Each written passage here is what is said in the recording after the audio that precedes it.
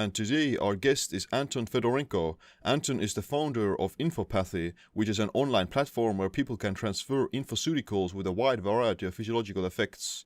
Infoceuticals are electromagnetic signals recorded from different substances or hormones that have a therapeutic effect on the body.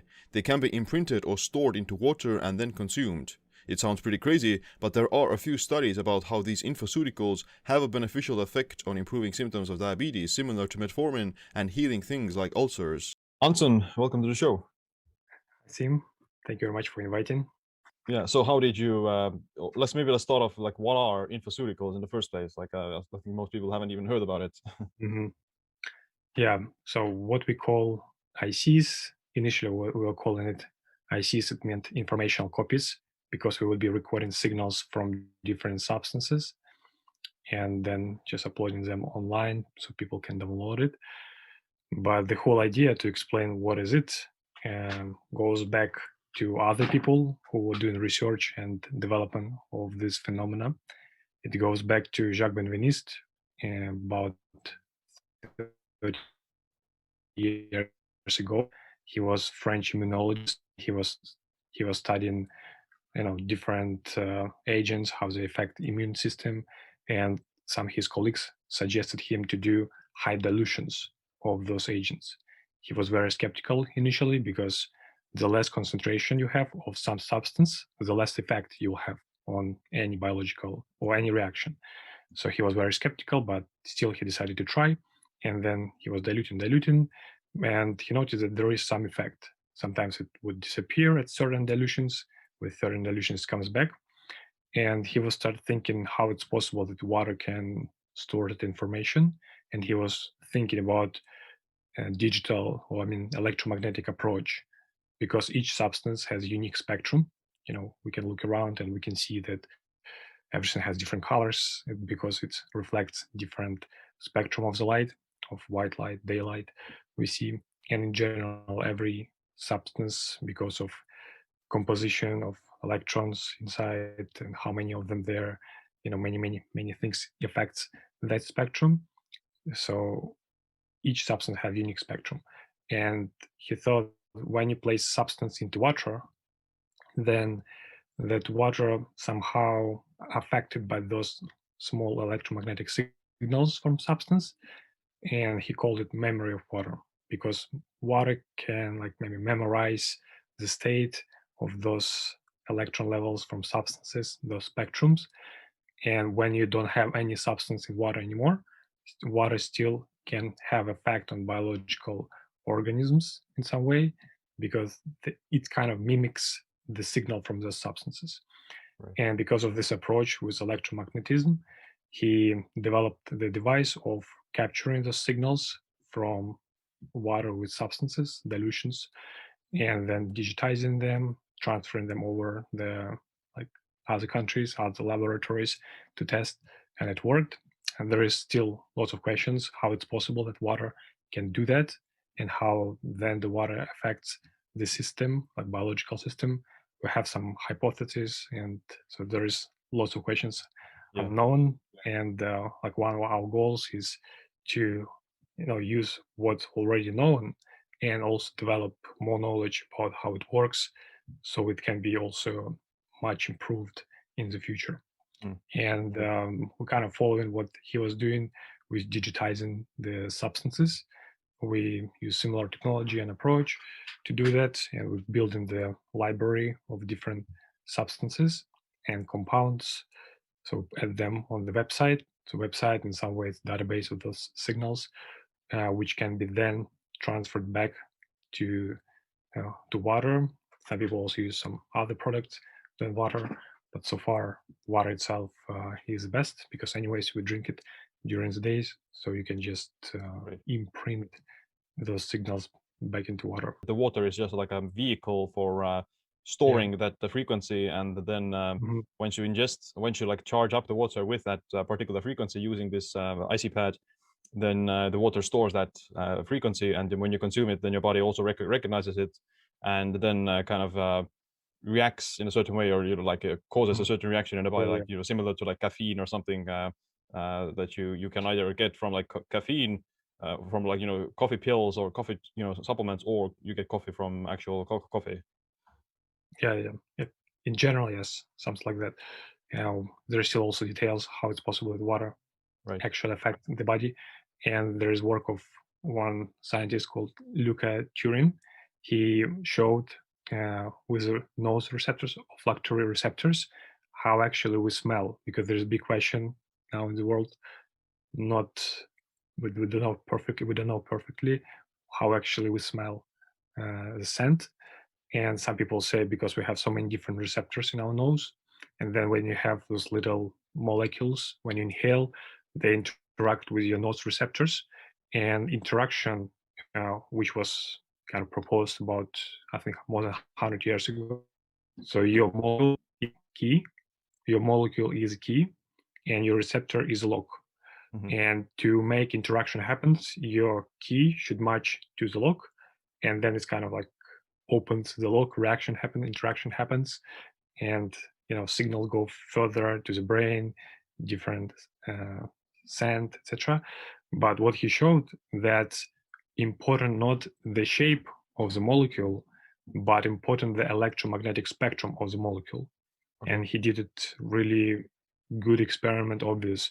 He took two molecules which had almost the same shape, but they had two different spectra.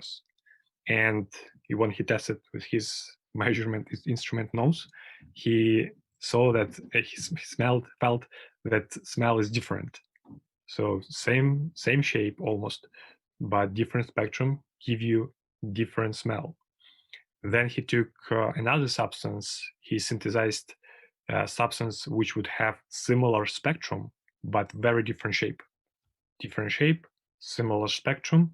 He tested it, and it had the same smell. So, like, based on this, he had conclusion that it's important not shape, shape of the key, but the electromagnetic spectrum of the key. An analogy of this comes to, when you open the electronic door or you open car at a distance with your key, Hmm. technically physical, like how your key looks like, it doesn't matter. It's important what signal your key will emit, so it will match to your car door and it will open the door. So the signal. And it seems based on that experiment that in our body we have those receptors which interact with an electromagnetic wave. So when substance comes close to some receptor, they not like key lock doing this thing, but it's maybe at little distance interaction happens, and it affects and reaction happens. And we see then the water, that carrier, that's almost like electronic card, you know, when you can record some information or some signal, and then you just bring that card in close proximity with a receptor, and it will do the job. Mm. How much of it is like placebo in a way that is there a way like to know whether or not it is actually our reaction to Mm. these frequencies, or is it some kind of a placebo trick? Yeah, so for this, usually people do the mice experiment with mice or other animals with plants. And there was some experiments with mice, with plants, with just biological tissue, and they also found like results and effects. When people actually use it, then there of course can be present of their like placebo effect, which is not something like bad, I would say as well, because it's I mean, in some way, also somehow people interpret how the signal works. It's and actually, in some way, how the substances works.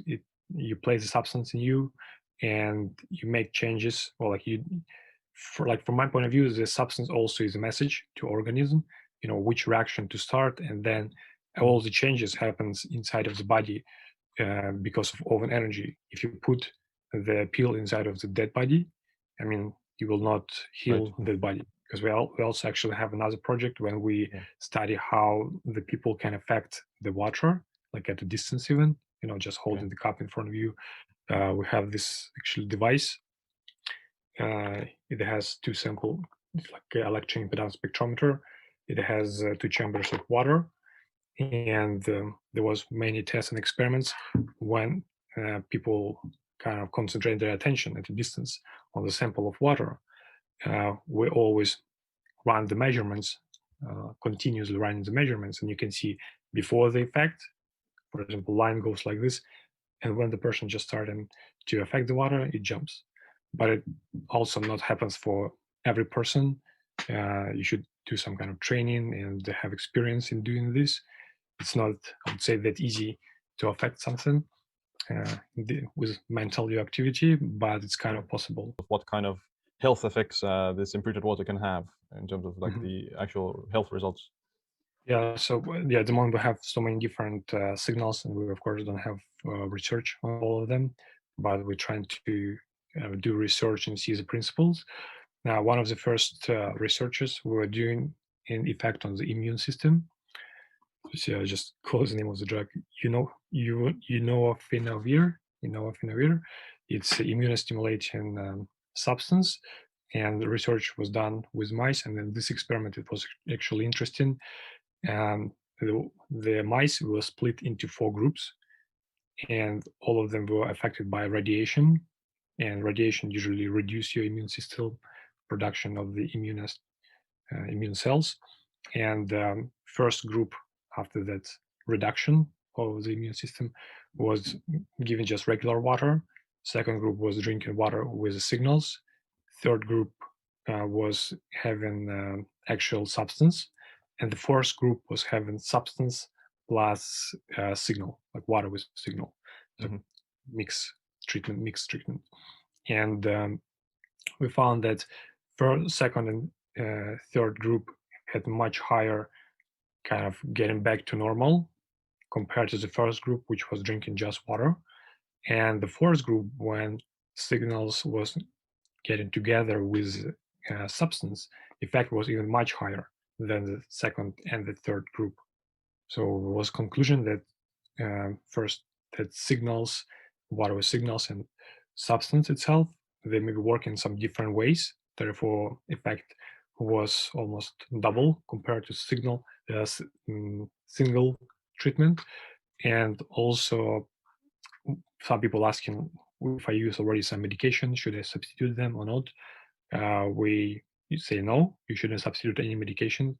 If you use them, you can start using signals as an additional method. Then another experiment we done with treatment of the ulcer, and there also was actually a group of people who were using. So usually experiments done this way. It was actually done with people. Previous was with mice, with people. So those people were having some medications, and also study done. We introduce signal. We introduce signal additionally to current treatment. So people using, for example, some drugs, and kind of split them into 2 groups. One group continuing having only drug, and another group also introduced with a water which has signal. And it also was showing that it has effect on the organism Mhm. and the ulcer inside the stomach. Right. And then next experiment was done with metformin with people who had diabetes. It was a small group of people, about 6 of them, but for a long period of time, about 16 months. They Mhm. were also, they actually, in this experiment, they were actually using other medication or substances. They had a little bit improvement of the changes in the diet, but mostly using water with a signal from metformin. And yeah, the results were pretty much like exciting. And they had overweight before, and in general, after 16 months, they lost about 30% of the weight, Right. and also improvement of the blood sugar and other parameters. I saw another study where the deed had like antibacterial properties against like E. coli Mhm. and some other these Yeah. microorganisms. Yeah, so some studies we published on the Infopathy, it's not directly from us, but from other people who use similar approach technology. Also, as I mentioned before, Jacques Benveniste, he was doing his like research and study, and there's not so much people like who doing it, but there is some scientists who doing those experiments, and we also kind of put them on the website to understand more of the phenomenon. How do you create them? How do you get the frequencies, and how do you put them into this Yeah, soundtrack? yeah, so we just can tell in general. how it's done, like principles. And so we take the substance diluted in the water, and then I mean, yeah, just speaking in general, we have device which kind of shoots the white noise through that diluted substance, and we pass this signal through the water, and on another side with a coil we capture the resulting signal. We do it for like few seconds to capture that. And the principle would be, so if you go into the dark room and you would like to make a picture, and you make a picture, you don't see anything because there is no light, no energy to go back to your camera. Therefore, you need to have white light to shoot it. Then it reflects from your surfaces, and then you have information. So we kind of also using the same principle by shooting the white noise through the diluted substance and capturing resulting signal.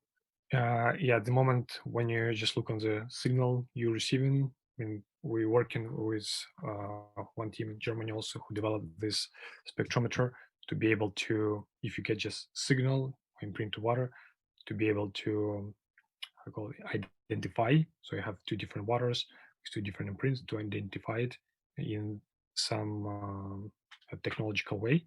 But at the moment when we record the signal, if you just look on them, they kind of looks similar or just like the same. So at the moment you cannot like say, aha, this has caffeine peaks and this has something different. Yeah, at the moment they look on your eye. So on the Infopathy website, infopathy.com,